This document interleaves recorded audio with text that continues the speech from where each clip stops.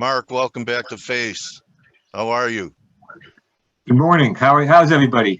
Everyone's okay. Looking forward to you making sense today. I I try was to. making I was making nonsense. So why don't we start with the news of what the ECB did and what you think has been happening here in the euro? Yeah, sure. I mean, right. The ECB did what everybody expected it to do, but I think Right. that what we're missing so far, and we have to see what Lagarde says, is that the way that the Federal Reserve expanded its balance sheet is that it bought a lot of stuff. We know that it bought mostly bonds. The way the Right. ECB expanded its balance sheet was also through long-term loans. Long-term loans, 3-year loans at incredibly attractive, sometimes negative yields, negative rates. And so they decided to tweak that. And what's going to happen, that is to say that they're going to raise the interest rate on that sort of retroactively.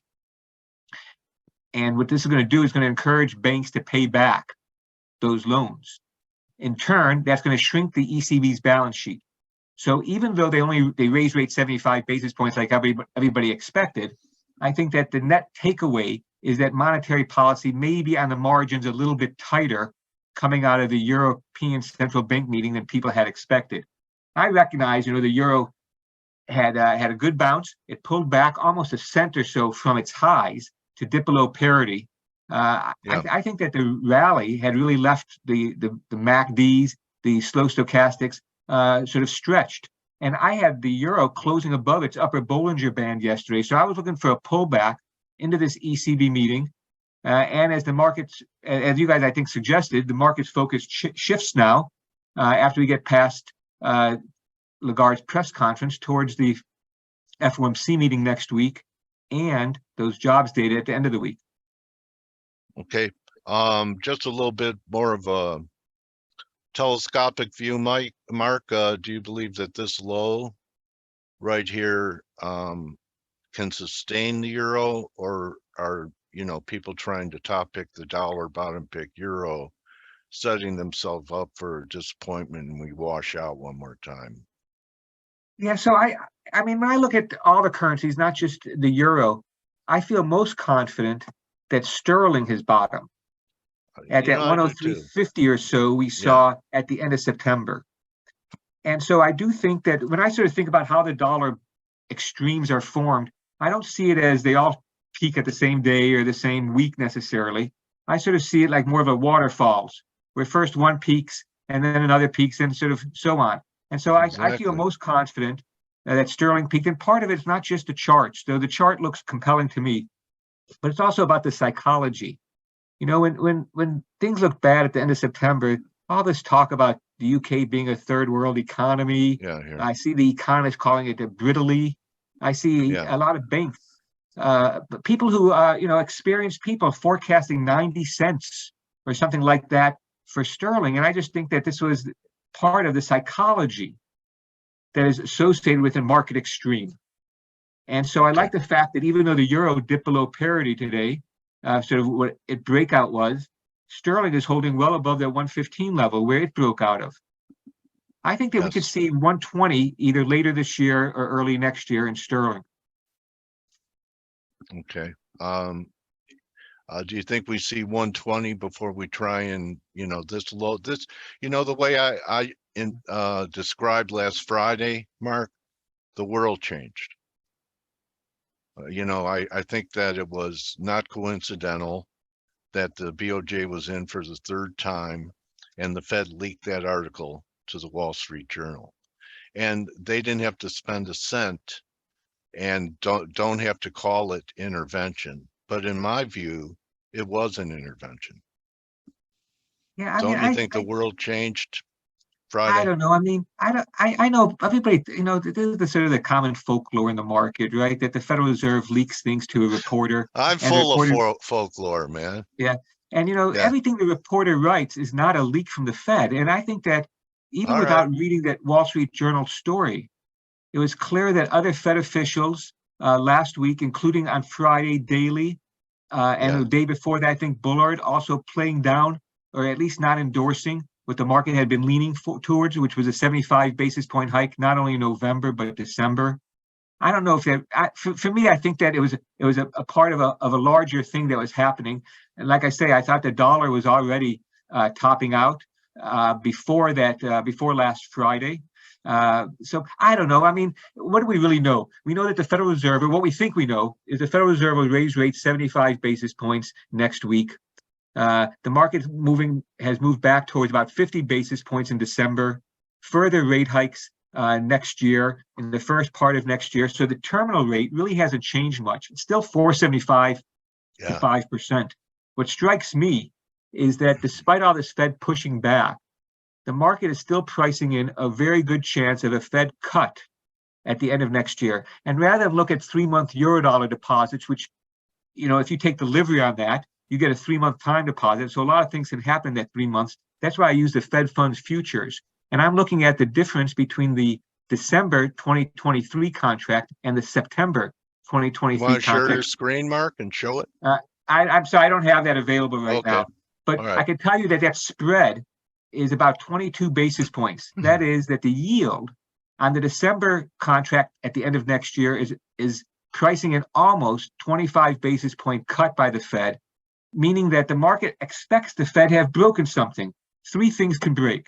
Inflation can break down, and I think you guys were talking about that before. I'm fully aboard with that, thinking that here's how I see it. 10% annualized CPI in Q1 this year. 10% annualized CPI in Q2 this year. In Q3, we fell to 2%. And so I think that is a prelude. I think that when we look at the year-over-year rate, there's too much of an echo. It's like looking at a 200-day moving average when you want to trade for the next week. It's not very helpful because the history has too much of a weighting. And so when you really look at the recent trends in inflation, it's broken. And so I think that coupled with the slowing of the economy allows the Federal Reserve to take its foot off the brake and cut rates towards the end of next year. But besides the inflation, what else could break? Financial stability. This is what happened before when the Fed stopped doing its QT because the system needed greater reserves. And the third thing, so besides inflation and the financial stability, the third thing is jobs. And next Friday, we get the U.S. employment report. Job growth is slowing. And I mean, you can see this, with 3-month averages, lower than 6-month averages, that kind of thing. But we're looking at something like around 200,000, which is still a relatively good number for the U.S. I looked back at 2018 and 2019, and in those 2 years before COVID, the U.S. averaged 150,000 jobs a month. So a 200,000 print next month or next week is still a pretty strong number. Right. Okay. And you're okay with the Fed really looking at a lagging indicator like that? Well, or whether or not they're successful. Yeah, I don't know. I mean, it's like, what else do you have to use? I mean, and so of course, I think this is what you guys were talking about before. That of course the Fed's trying to shoot at a moving target. It knows it's had a lag in policy, and it knows its data comes with a lag as well.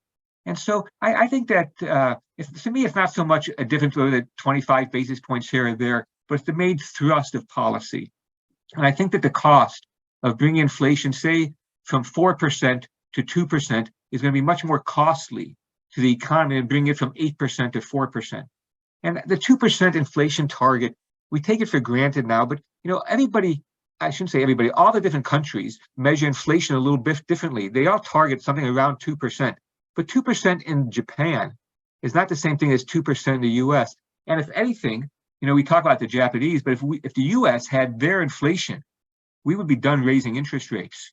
And yet many people are encouraging the Japanese to raise interest rates despite that inflation numbers. So I don't know what to make of it. I just think the Fed tries their best.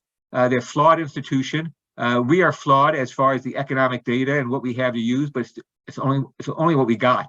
So I think that's sort of like when you have a hammer, as Abraham Maslow suggested, all the problems look like nails. Oh, good one. Okay. So, kind of give me a little macro here on what you think the movement is going to be. Do you think that we're still going to continue to turn up in the euro? Mark, Yeah, I know it's been lagging the pound, and I agree that the pound is, but I don't think we're going to see these lows. Could we see 108 again? Yeah, we could see 108 again. I don't think we could see this again, but if the pound starts to pull back, and I see these targets up here, and from saying these levels to say, what right here, say 61.8 back or so, that would take the euro to new lows, right? So if it peeled off, it Yeah, wouldn't it take as could. much. Like I have, it's sort of like Thomas Edison. He says that he didn't fail. He found 10,000 ways it didn't work.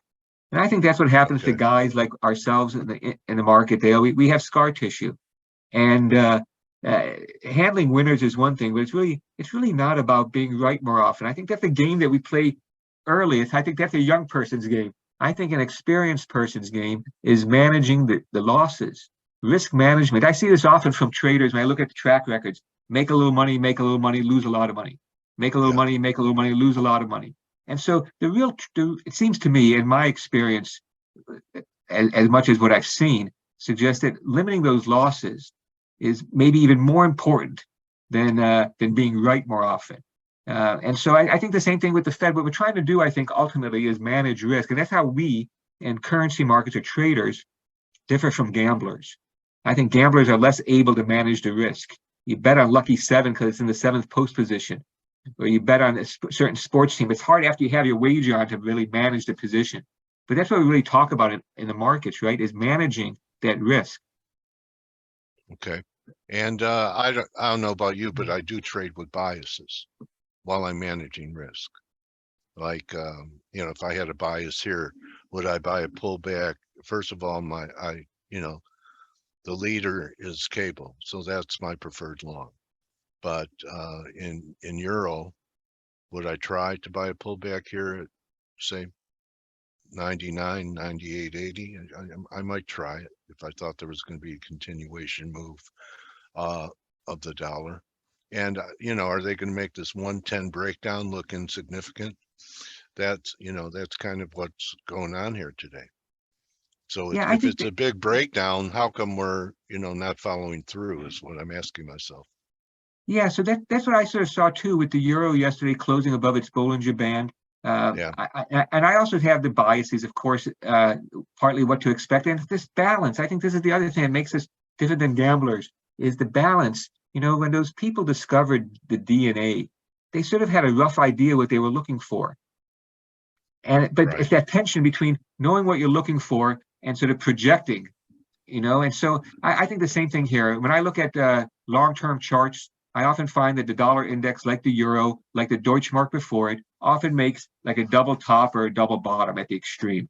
To me, when I look at this dollar index chart you have up, it's close to a double top pattern for me. So my bias is the kind of top I'm looking for is a double kind of top where you make a high, it pulls back, people buy it again because that's what they've been doing for the past year or so. It doesn't make a new high, or it makes a marginal new high, as the case may be. Here we made a lower high. And so Which this is is, to more me, bearish. yes, I think this is just, it's not that it always works. That's why I think I talked about Blake last time when I was on, the idea that what we do is we maybe lose a knuckle. We lose a fingernail trying to pick these. We look for these opportunities. We don't lose a hand. We don't lose an arm. We take a small wager. This looks like what could be an important top. And it could be wrong, but it's playing the odds. And so you have the wherewithal to do it a few times. But this, it's sort of like you go to a roulette table and there's 9 reds in a row. So I know the next, it's still 50-50 shot, but I more likely bet on green then. And I have the wherewithal to bet on green a few times. And so I think the same kind of thing here, where you see a pattern, it might hold, it might not. It's not 100%. We live in a probabilistic world. And so I'd make a shot for it here. But I agree with you that if you try to look for the faster horse, the horse that you have the most confidence in, that's why I say I feel most confident that sterling has bottomed. The euro may have bottomed. The Aussie may have bottomed. Dollar Canada came close to 140. That might be a top for the US dollar. I feel most confident on sterling. Okay. All right. And as far as only risking a knuckle or something like that, Adam and Eve must have been a trader, Mark, because when God came to him and said, I'll make you a woman, but it's going to cost you an arm and a leg. Adam said, what could you do for a rib? So he was only willing to give up the rib. Anyway, Very good, Dale. I won't quit the day job for that stand-up comedy routine. it was a little better prior to the interview. Anyway, okay, so now I finally got it. It took me 17 minutes to get it out of you by putting up the dollar index chart that you think the dollar is peaked, and you're confident about cable, and maybe euro did, but this is bearish to you until I think proven so. otherwise. And you probably, and you know, if you're really a generalist, you probably have to stay with this until it, you know, at least takes out the prior failing rally high, right? 1360 or so. Yeah, what I would do is, for me, I would try to use even a tighter stop. I would take a retracement of that high. What do you have it? 5 days ago or so. Yeah, 13 And right here. yeah, and look for that to look for the retracement of this last leg down. Okay, so maybe around 11 and a half or 12. This was Yeah, something like supported that. earlier. I sort of like the 12 level, but I know the cursive Yeah. round numbered. Yeah. Okay. And then you could risk that high. I think Okay. so. All right. Nice tactical share. Anything you want to wrap it with, Mark? No, I think you know, we've gone through like so many crises recently. You know, you think about like the getting out. You know, first it was like getting out of the great financial crisis and the unwinding of the QE and stuff. We had COVID, the Russian invasion, this adjustment. You know, back at the end of 2020, we had something like 17 or 18 trillion dollars of negative yielding bonds in the world. It's a mind-boggling thing. And so the markets had to make this big adjustment to a positive interest rate environment, this reevaluating, reassessing asset prices in light of positive interest rates. Another shock. The Federal Reserve, the aggressiveness, another shock. But in my work and try to look ahead to the future, I think we're through that, the bulk of those things. We got to get through this winter, of course. But I think that this now is sort of like that snake that's eating a dough. It takes a while for the body to digest it, but I think we're doing a fairly good job in the markets of digesting this. Even though volatility is high, I think that next year, lower volatility, lower inflation, central banks pause in this cycle. I think it'll be a better year for all of us. Wow. Okay. So hope is the oxygen in our life and the carbon monoxide in our trading. Very good. Good luck to everybody. Yeah, hope. So there's hope, guys. I mean, let's say for I don't know how many times have we lived through stuff like this, Mark, and there was always a light at the end of the tunnel. And that's what I'm suggesting, really, is there's light at the end of the tunnel now. We've done most of the heavy lifting for the central banks. Yes, the war in Ukraine continues, and that could always worsen. We got a winter ahead of us, and for the northern hemisphere, we got to get through these things. But as far as these policy shocks, this adjustment, I think we're well through the process. You know, Mark, you and I have been doing this for a while. It is the most fascinating that it's ever been for me in this time period that we're in. I've never seen the word unprecedented used. It's unprecedented how frequently it's used. You know what I mean, Mark? Yeah, this hasn't happened in 100 years. This hasn't happened in 15 years. The bond decline, you know, it hasn't happened since the 1700s. You know, all these things that are occurring that on a magnitude are, you know, quite a different ball game than it has been for a long time.